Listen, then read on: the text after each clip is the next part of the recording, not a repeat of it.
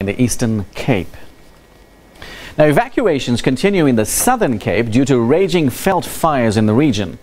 Residents of the Garcia Plantation community have been evacuated to nearby Riversdale. The Garcia Pass has also been closed to traffic. At Knysna, the Diepwalle community was evacuated to the Hornlee Community Hall. Dousing the flames is an ongoing battle.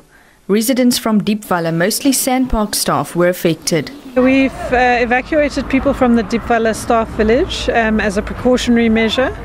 The fire wasn't there yet, but we didn't want to take any chances with maybe changes in wind direction or anything, and there was quite a lot of smoke in the air, which is not great for children especially. All hiking trails in the area have also been closed. Meanwhile, the Knysna municipality has warned the public about alleged scam artists posing as municipal officials.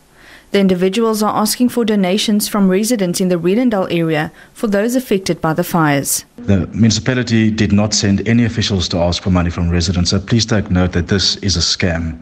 We appeal to the public not to give any money to people that come knocking on your door asking for money for the incidents that are happening in and around Knysna. If somebody does approach you, please call SABC at 10111 and report the incident as soon as you can. About 500 firefighters are still battling various fires in the region.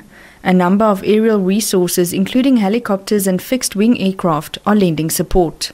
Over 86,000 hectares of vegetation have burned, 4 times the size of last year's Knysna Beto fires. Tanya Krause, SABC News, Knysna.